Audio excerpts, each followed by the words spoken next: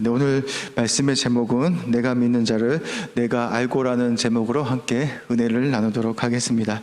네, 오늘은 추수감사주일입니다. 추수감사주일의 의미는 하나님께서 한 해 동안 베푸신 은혜들을 뒤돌아보면서 감사하는 절기이기도 합니다.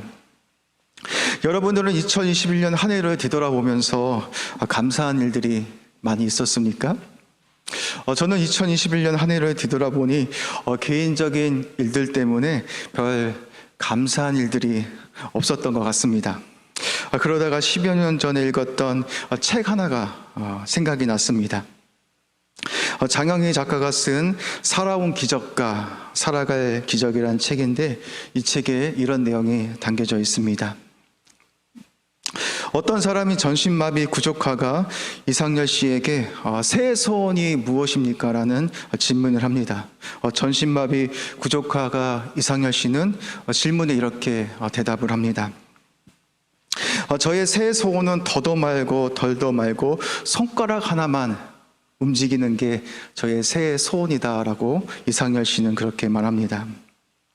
이상열 씨는 전신이 마비가 되어서 평생도록 손가락 하나도 움직이지 못한 채 살아야 하니 그 삶이 얼마나 답답한 삶이었겠습니까? 이분의 새해 소원은 다른 것이 아니라 새끼 손가락 하나 움직이는 게 소원이라고 그렇게 대답을 했습니다. 우리는 신체가 건강하여서 자유롭게 온몸을 쓸 수 있다는 것을 너무나 당연하게 생각하곤 합니다. 이렇게 신체가 건강하여 온몸을 자유롭게 사용할 수 있는 것은 어떤 사람에게는 그토록 누리고 싶은 자유일지도 모릅니다. 지금 제가 누리고 있는 이 모든 상황들이 이상열 씨를 생각하면서 감사였음을 하나님께서 깨닫게 하셨습니다. 오늘도 이렇게 신체가 건강하여서 여러분 앞에서 설교할 수 있다라는 이 사실도 너무나 감사한 일이었구나라는 것을 다시 한번 깨닫게 되었습니다. 지금까지 하나님의 은혜로 지켜주시고 인도해 주신 모든 삶들이 감사한 일이었습니다. 그런데 하나님의 사람들에게는 이보다 더 감사한 일들이 있습니다. 그것은 많고 많은 사람들 중에 하나님께서 창세전에 저와 여러분을 선택하여서 하나님의 자녀로 삼아주셨다는 사실입니다. 우리는 하나님을 믿고 싶다고 해서 하나님을 믿는 것이 아닙니다. 하나님이 우리에게 믿음의 선물을 주셔서 우리로 하여금 하나님을 믿게 하셨기 때문에 우리가 하나님의 자녀가 된 것입니다.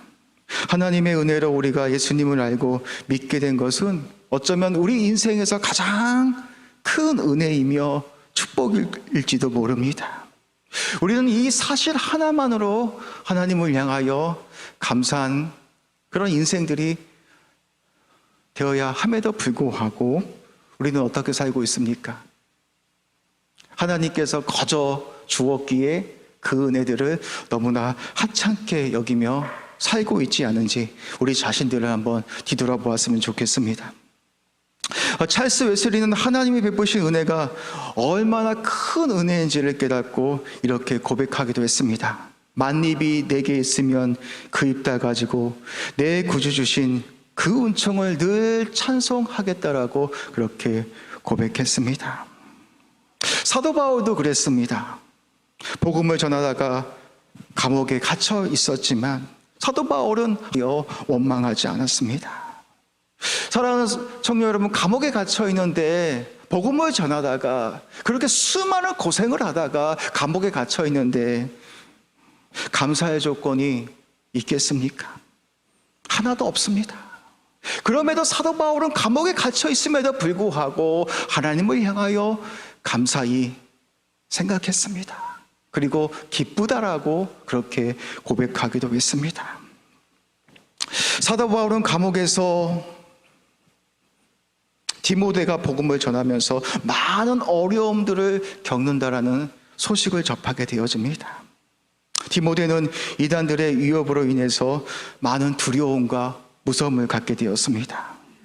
바울은 그런 디모데를 향해서 이렇게 말을 합니다. 복음을 전하는 일을 중단하지 말고 때를 얻든지 못 얻든지 간에 이단들의 위협이 찾아오든 간에 복음을 전하라라고 그렇게 권면을 합니다. 바울은 복음을 전하다가 지금 감옥에 갇혀 있는 상태입니다.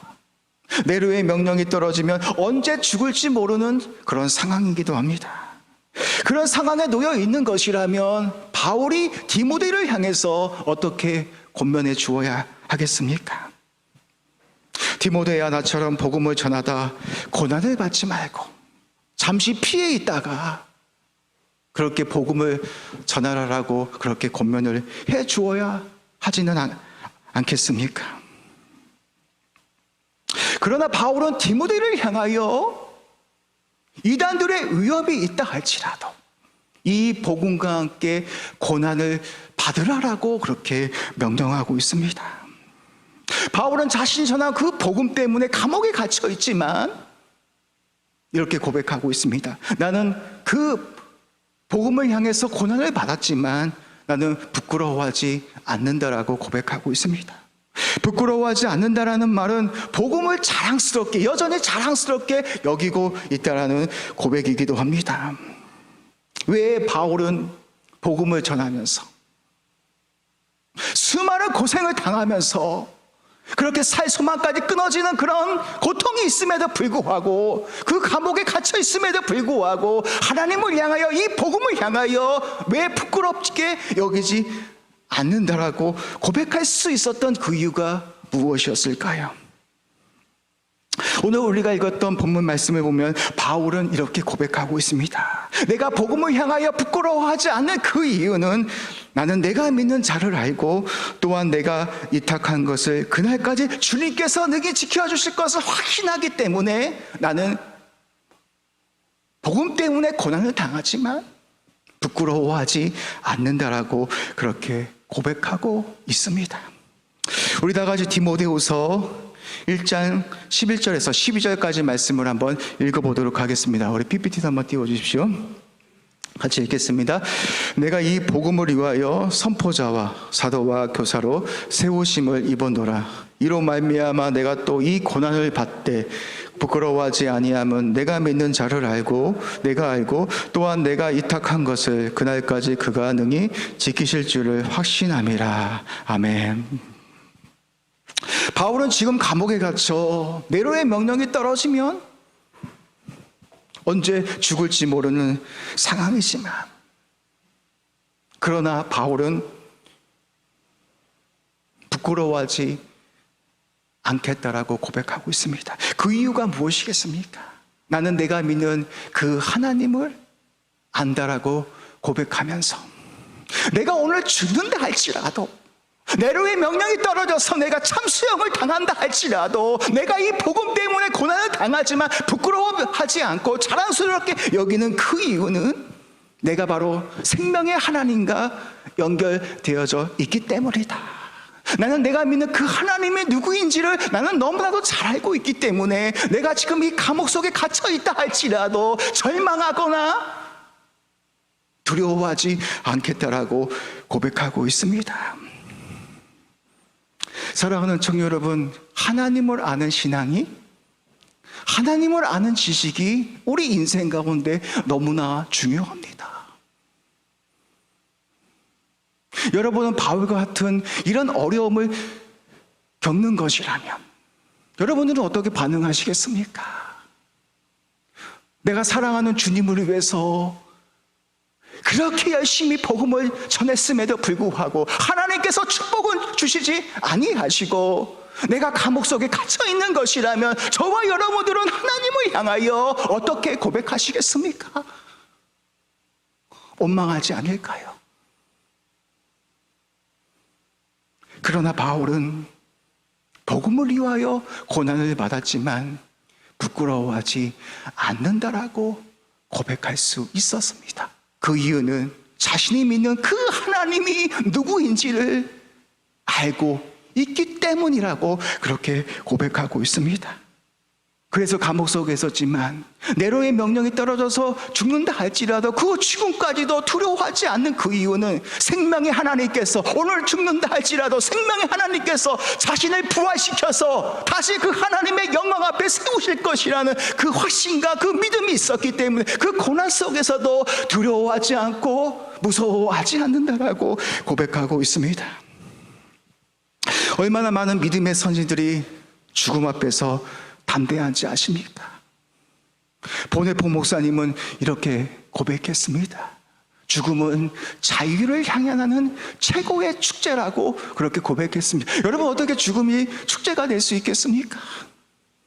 여러분들이 하나님을 알지 못하는 것이라면, 여러분들이 그리스도가 누구인지를 알지 못하는 것이라면 여러분들은 이런 고백들을 할 수 없습니다.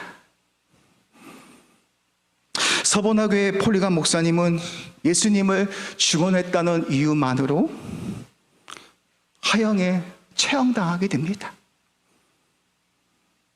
그런데 어느 날 그 친한 친구가 찾아와서 폴리감 목사에게 마지막 부탁을 합니다.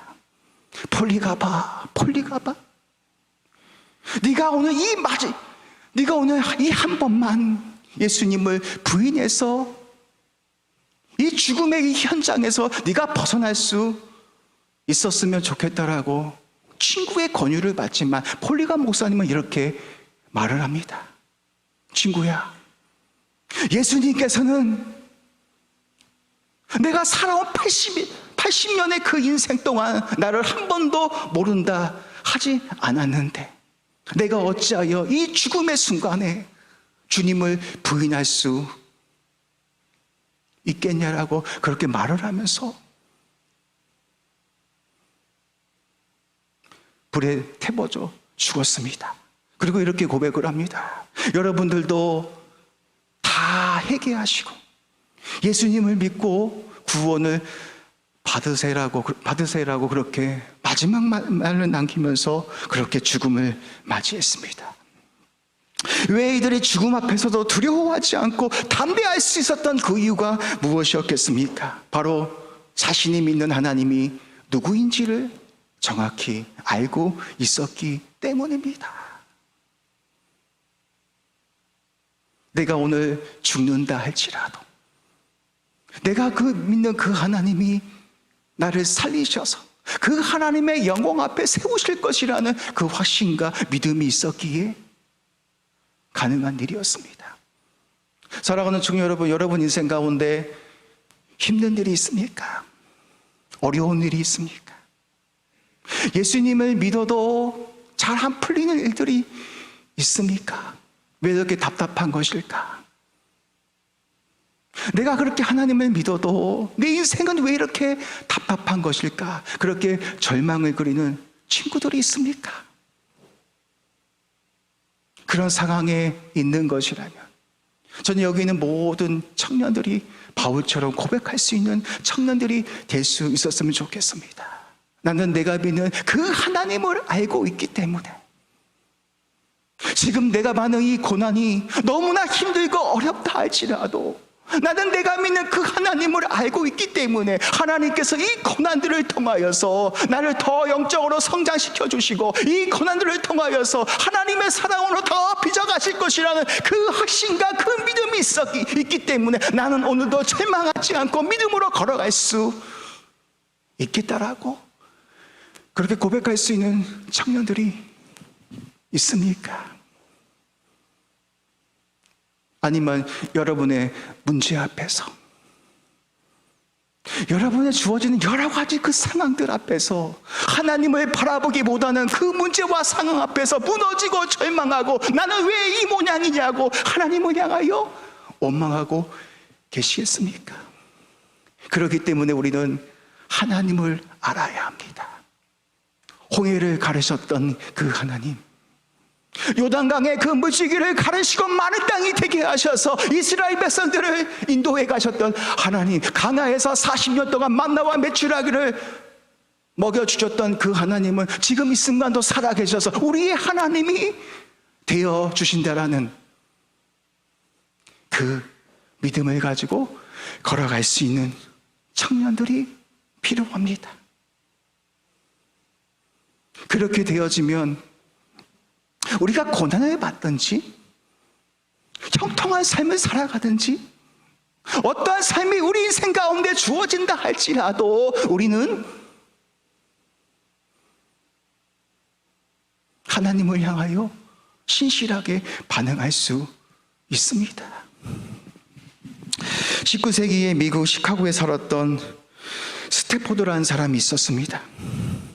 이 사람은 변호사였습니다. 4명의 딸을 가진 사람으로 큰 부자로 성공한 사람이었습니다.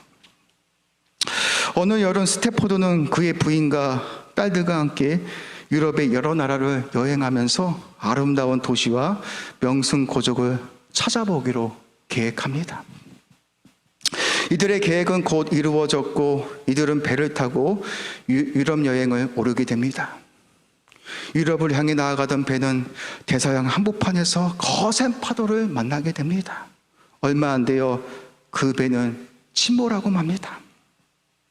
이 사고로 4명의 딸들은 익사했지만 스태포드 부인은 프랑스 배를 만나 기적처럼 구조를 받아 프랑스로 오게 되어집니다. 그녀는 남편에게 전보를 쳐서 말합니다. 모든 것을 잃어버렸습니다. 나 혼자만 남았습니다. 어찌 해야 될지 모르겠습니다. 하지만 불행은 여기서 그치지 않았습니다. 스태포드 부인과 그의 딸들이 떠난 후에 갑작스럽게 한 은행이 파산됩니다. 그로 인해 스태포드는 자신의 전 재산을 잃어버렸습니다. 한순간에 그는 엄청난 부자의 자리에서 지극히 가난한 자로 추락해버렸습니다. 스태포드는 전 재산을 상실하고 사랑하는 4명의 딸마저 잃어버렸습니다. 스태포드가 이 사실을 접하고 이 사람이 어떻게 반응했을까요? 어떻게 반응했을까요? 하나님을 향하여 원망해야 하지 않겠습니까? 당신이 어떻게 살아계시는 것이라면 나에게 이런 고난을 주시는 것이냐라고 하나님을 향하여 따지면서 원망해야 하지 않겠습니까? 그러나 그는 그렇게 하지 않았습니다. 그는 자신의 자녀들이 익사한 그 대서양 바다에 찾아가 당호 같은 찬양의 가사를 기록했습니다. 내 평생에 가는 길 순탄하여 늘 잔잔한 강 같든지 큰 풍파로 무섭고 어렵든지 나의 영혼은 평안해라고 그렇게 고백했습니다. 자신이 인생을 가는 길에 평탄한 삶이 주어진다 할지라도 4명의 딸을 잃고 전 재산을 다 잃어버린다 할지라도 자신은 하나님을 향하여 찬송하겠다라고 그렇게 고백하고 있습니다. 이 스태포드가 4명의 딸을 잃고 전 재산을 다 잃어버렸음에도 불구하고 하나님을 향하여 원망하지 않았던 그 이유가 무엇이었겠습니까? 바로 이 스태포드도 자신이 믿는 하나님이 누구인지를 알았기 때문입니다. 고통스러웠지만 사랑하는 4명의 딸을 잃어버리는 그 고통과 아픔이 있었지만 모든 재산을 다 잃어버리는 그런 절망이 있었지만 그럼에도 불구하고 스태포드는 하나님을 향하여 원망하지 않고 자신이 믿는 하나님이 누구인지를 알고 하나님께서 이 어려움을 통해서 자신에게 뭔가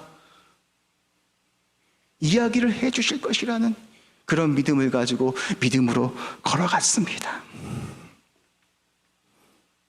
비록 4명의 딸과 이별을 했지만 먼 날 하나님께서 예비하신 그 하나님의 나라에서 자신의 딸들과 다시 만날 그날을 기억하면서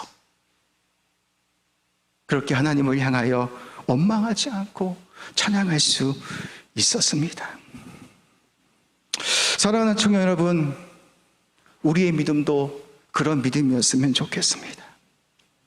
여러분이 인생을 살아가면서 어떤 어려움을 만난다 할지라도 뜻하지 않고 이해할 수 없는 수많은 어려움을 만난다 할지라도 내가 오늘도 절망하지 않는 그 이유는 나는 내가 믿는 그 하나님이 누구인지를 내가 알고 있기 때문에, 내가 하나님께서 내가 당하는 이 고난 속에서 나를 빚어가고 계심을, 나를 하나님의 사랑으로 빚어가고 계심을 내가 믿고 확신할 수 있기 때문에 내가 믿음으로 걸어가겠습니다라고 그렇게 고백하며 나아갈 수 있는 청년들이 불같이 일어나지기를 주님의 이름으로 축복합니다. 지난주에 우리 청년 중에 어떤 청년이 카톡방에 글을 하나 올렸습니다. 짧은 글이었지만 저에게 많은 은혜가 되었습니다. 이 친구가 올린 내용이 이렇습니다. 저는 뜻하지 않는 일로 인해서 13일부터 자가격리를 당하게 되었습니다. 처음에는 화가 나기도 하고 두렵기도 했습니다. 그렇지만 욥기 23장 10절 말씀이 떠올랐습니다. 저는 이 일이 우연이라고 생각하지는 않습니다. 주님은 자가격리를 통해서 저를 더 단련해서 더 좋은 사람이 되게 하시려고 하시는 것 같습니다. 앞으로 자가격리를 하면서 어떻게 살아야 할지 말씀 보는 것과 기도를 많이 할 수 있도록 인도해 주세요. 오늘 말씀 중에 기드온이 300명의 병사들을 데리고 13만 5천 명의 미디안 군대와 싸우기 위해 올라갔던 것처럼 어떤 어려움이 와도 이겨낼 수 있도록 믿음을 달라라는 고백이었습니다. 여러분, 얼마나 아름다운 고백입니까? 뜻하지 않게, 자기도 뜻하지 않게 2주 동안 자가격리를 해야 하는 그런 어려움 속에 있었지만, 직장도 가야 하고 친구도 만나야 하고 많은 일들을 해야 하지만 자기도 뜻하지 않게 2주 동안 자가격리를 하면서 하나님을 향하여 원망할 수 있는 이런 순간임에도 불구하고 이 친구는 하나님을 향하여 아름답게 고백했습니다. 욥이 고백한 것처럼 나의 가는 길을 오직 주가 아시나니 나를 단련하신 후에 나를 수분같이 나와 오게 하실 것이라는 그 아름다운 고백을 붙들고 힘들고 어렵지만 믿음으로 걸어가겠다라고 그렇게 고백하고 있습니다. 이 친구가 왜 이렇게 고백할 수 있었겠습니까? 자신이 경험했던, 지금까지 자신이 믿어왔던 그 하나님이 어떤 하나님인지를 이 청년이 알았기 때문에, 확신했기 때문에, 자신에게 믿는 그 하나님이 이 고난들을 통하여서 자신을 더 성숙하게 하시고 더 믿음의 사람으로 만들어 가실 것이라는 그 확신과 그 믿음이 있었기 때문에 자신이 당하는 그 어려움 속에서도 절망하지 않고 믿음으로 걸어가겠다라고 그렇게 다짐하고 있습니다. 저는 여기 있는 모든 청년들이 그런 믿음의 소유자가 되시기를 주님의 이름으로 축복합니다. 오늘은 추수감사절입니다. 여기에 야채와 과일을 수북히 쌓아놓고 감사를 하라고 하면 여러분 감사가 되겠습니까? 지금 내 속마음이 다 골마 터지고 내가 사람들 앞에서는 거룩한 척, 홀리한 척하고 있지만 내 속마음은 속이 완전히 다 골마 터져서 힘들고 어려운데 추수감사절이라고 해서 여러분 감사하라고 해서 여러분 인생 가운데 감사가 되겠습니까? 지금 내 삶이 얼마나 힘든데, 내가 취업의 문제 때문에, 내가 미래의 문제 때문에, 내가 이제 대학을 졸업하고 어떻게 살아가야 할지 그 인생의 문제 앞에 내가 이렇게 힘들고 어려운데 내가 추수감사절이라고 해서 내가 감사가 되겠습니까? 감사가 되지 않을 것입니다. 왜냐하면 우리 마음 깊은 곳에서 진정한 감사가 터져나오기 위해서는 하나님을 알아야 합니다. 바울처럼 자신이 믿는 그 하나님을 알아야만 합니다. 내가 지금 힘들고 어렵지만 내가 믿는 그 하나님께서 내 인생의 모든 인생들을 한치의 오차도 없이 이끄시고 인도하실 것이라는 그 확신과 그 믿음이 없는 것이라면 우리가 당하는 그 상황과 문제 앞에 또 무너지고 또 무너지고 감사보다는 늘 불평하며 살아갈지도 모릅니다. 그렇기 때문에 저와 여러분들은 하나님을 알아야 합니다. 하나님을 알 때 힘써 알아야 합니다. 그래야 우리가 살 수 있습니다. 그래야 우리가 절망 속에서도, 우리가 고통 속에서도 바울처럼 하나님을 향하여 절망하지 않고 두려워하지 않고 믿음으로 걸어갈 수 있는 것입니다.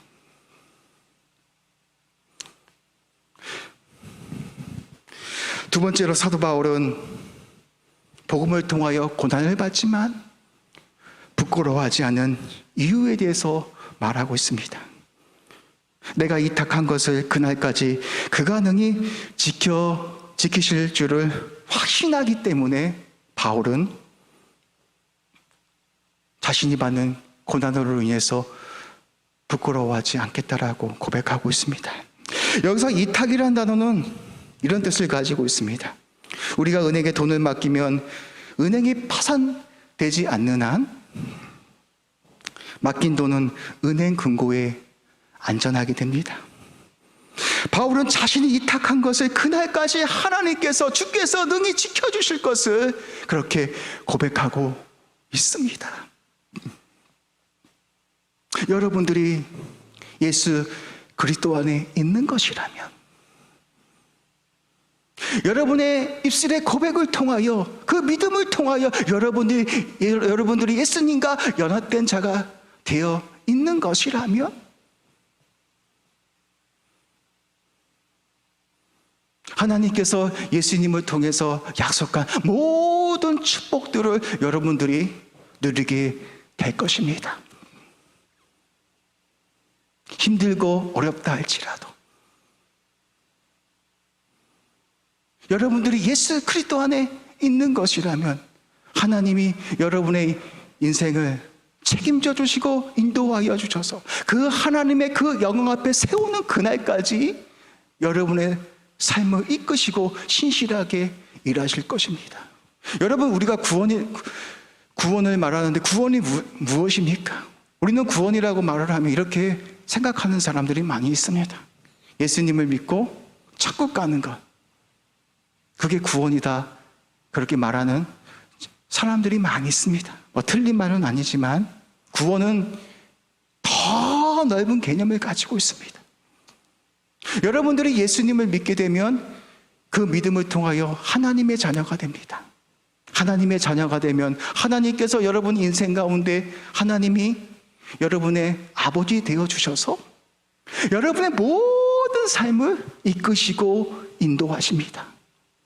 때로는 이 세상을 살아가면서 뜻하지 않은 고난을 받지만 성령의 능력을 통하여 그 수많은 고난들을 이기게 하시고 우리의 믿음을 성장시켜 주셔서 하나님께서 우리들로 하여금 목표하는 그 하나님 나라의 그 영광 앞에 세울 때까지 여러분의 모든 인생들을 이끄시는 그런 모든 가정들을 우리는 구원이라고 말하는 것입니다. 여러분들이 예수님 안에 있는 것이라면 하나님께서 여러분의 모든 삶들을 책임져 주시고 인도하여 주실 뿐만 아니라 하나님의 그 영광 앞에 세울 때까지 여러분들을 위해서 일하실 것입니다. 그렇기 때문에 바울은 그렇게 고백할 수 있었던 것입니다. 내가 이탁한 것을 그날까지 주께서 능히 지켜주실 것을 나는 확신하기 때문에 이 복음으로 말미암아 내가 고난을 받지만 나는 부끄러워하지 않는다라고 고백한 것처럼 저는 여러분의 삶이 바울의 삶처럼 힘들고 어렵다 할지라도 주께서 여러분을 붙들고 계시기 때문에 이 모든 어려움 속에서 함께 하시기 때문에 능히 이길 수 있다라는 그 믿음을 가지고 또 주께서 오늘도 저와 여러분들을 지켜주신다라는 그 믿음을 가지고 살아갈 수 있는 주님의 청년들이 되시기를 주님의 이름으로 축복합니다.